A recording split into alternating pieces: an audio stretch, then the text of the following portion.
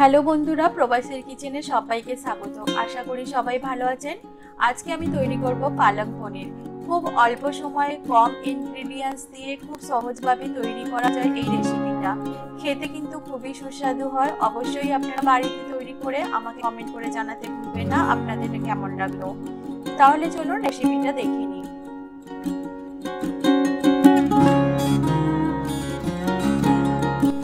এখানে আমি এক আটি পালং শাক নিয়েছি, ভালো করে পরিষ্কার করে ধুয়ে জল ঝরিয়ে নিয়েছি।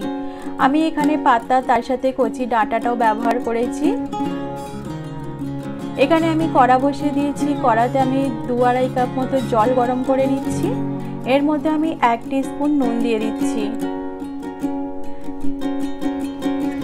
জলটা ফুটে গেলে আমি এখানে শাকটা দিয়ে দেব।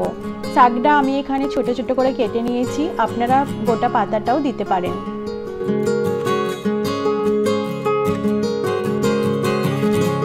এবার আমি ভালো করে মিশিয়ে নেব। গ্যাসের ফ্লেমটা এখানে আমি মিডিয়াম রেখে ঢাকা দিয়ে দেবো। একবার ফুটে উঠলে আমি কিন্তু গ্যাসের ফ্লেমটা বন্ধ করে দেব।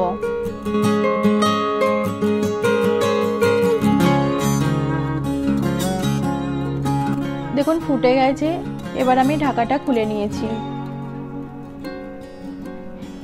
এখানে আমি ঠান্ডা জল নিয়ে নিচ্ছি। আপনারা ঠান্ডা জলই ব্যবহার করবেন। তাতে কি হবে, শাকের যে একটা সবুজ কালারটাকে এটা ধরে রাখতে সাহায্য করবে, আর পালং শাকের যে একটা ফ্লেভার থাকে এটাও এখানে বজায় থাকবে। 2 মিনিট এটা ভিজিয়ে রাখার পরে এবার আমি একটা স্ট্রেনারে জলটা ছেঁকে নেব। জলটা ঝরিয়ে নেবার পরে এখানে আমি একটা মিক্সার জার নিয়ে নিয়েছি। এবার আমি শাকটা এখানে দিয়ে দিচ্ছি। এখানে আমি 4টে কাঁচা লঙ্কা দিয়েছি, ঝালটা আপনারা প্রয়োজন মতো দেবেন।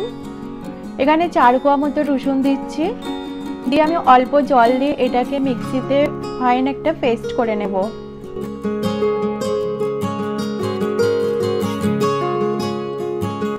পেস্টটা আমার করা হয়ে গেছে। এবার আমি কড়া বসিয়ে দিয়েছি। কড়াতে আমি 2 বড় চামচের মতো তেল গরম করে নিচ্ছি। এখানে আমি হাফ ছোট চামচের মতো জিরা দিয়ে দিচ্ছি, এটা গোটা জিরা। এখানে একদম মিহি করে কুচানো পেঁয়াজ দিচ্ছি। এখানে একটা বড় সাইজের পেঁয়াজ আমি দিয়েছি। ভালো করে এটা ভেজে নিতে হবে। গ্যাসের ফ্লেমটা মিডিয়াম আছে। যখন হালকা লাল লাল ভাজা হয়ে যাবে তখন আমি হালকা ভাজা হয়ে যাবার পরে এখানে আমি একটা মিডিয়াম সাইজের টমেটো নিয়েছি, ছোট করে কুচিয়ে নিয়েছি। এটাকেও আমি ভালো করে ভেজে নিচ্ছি। এটা যখন ভাজা ভাজা হয়ে যাবে এবার আমি এখানে ধনে গুঁড়ো দিয়ে দিচ্ছি। এবার এখানে আমি হাফ ছোট চামচের মতো হলুদ গুঁড়ো দিয়ে দিচ্ছি। দিয়ে ভালো করে মশলাটা এবার আমি কষিয়ে নেব। গ্যাসের ফ্লেমটা কিন্তু মিডিয়ামই রাখতে হবে। মশলাটা যখন ভালো করে কষে যাবে এবার আমি পালং শাকের যে পেস্টটা করা আছে এখানে আমি এবার দিয়ে দেব।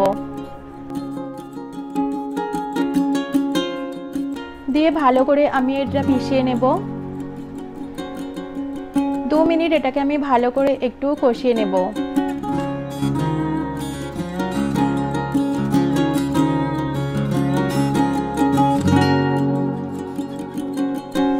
এবারে আমি এখানে চিনি দিয়ে দিচ্ছি। 1 ছোট চামচের মতো চিনি আছে। চিনিটা অপশনাল, আপনারা না চাইলে নাও দিতে পারেন।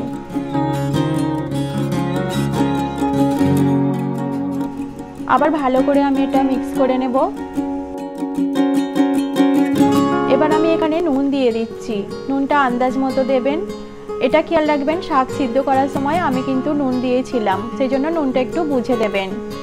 ভালো করে আমি আবার এগুলোকে মিশিয়ে দিচ্ছি। এবার আমি বাটিটা ধুয়ে জল দিয়ে দিচ্ছি। জলটা মেশানোর পর ভালো করে আমি এটা মিশিয়ে নিচ্ছি। গ্যাসের ফ্লেমটা মিডিয়াম টু হাই আছে। ভালো করে মেশানোর পরে আমি একটুখানি ঢাকা দিয়ে এটা 2 মিনিটের মতো রান্না করব। 2 মিনিট পরে হয়ে গেছে, দেখুন ফুটে গেছে। এবার আমি পনিরটা এখানে দিয়ে দেব। পনিরটাকে কিন্তু আমি ভাজিনি, আপনারা চাইলে ভেজে নিতে পারেন। আমি ছোট ছোট চৌকো করে পনিরের টুকরোগুলোকে কেটে নিয়েছি। পনিরটা হালকা হাতে মেশাবেন।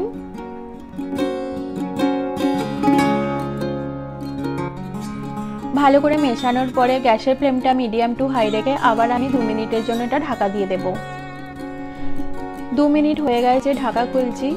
গ্রেভির কনসিস্টেন্সিটা আপনাদের পছন্দ মতো রাখবেন। যদি আপনারা আরও ঠিক করতে চান ঠিক করতে পারেন। এটা হয়ে গেছে। এবার আমি এটাকে পাশের গ্যাসে শিফট করে এখানে আমি একটা রসুনের তড়কা দেবো, ওই জন্য আমি একটা প্যান বসিয়ে দিয়েছি।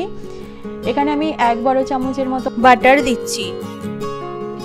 এখানে আমি 4-5টা রসুন মিহি করে কুচিয়ে নিয়েছি, এটা এবার আমি বাটারের মধ্যে দিয়ে দিলাম। এটা যখন হালকা একটা সোনালি কালার আসবে তখন এটা আমি গ্যাসটা বন্ধ করে দেবো।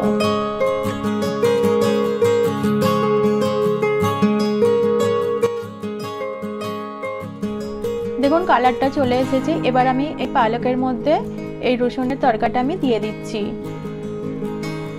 ভালো করে এটা মিশিয়ে নিতে হবে, খালি একবার ফুটে উঠলেই এটা গ্যাসটা বন্ধ করে দিতে হবে। এবার আমি গ্যাসের ফ্লেমটা বন্ধ করে দেব।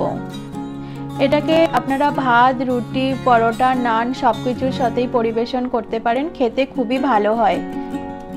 তাহলে বন্ধুরা, আমার যদি এই রেসিপিটা আপনাদের ভালো লাগে লাইক করবেন, শেয়ার করবেন, চ্যানেলটিকে সাবস্ক্রাইব করবেন আর নতুন ভিডিও নোটিফিকেশনের জন্য বেল বাটনটা টিপতে ভুলবেন না। আজকের মতো আসি, ভালো থাকবেন, সুস্থ থাকবেন।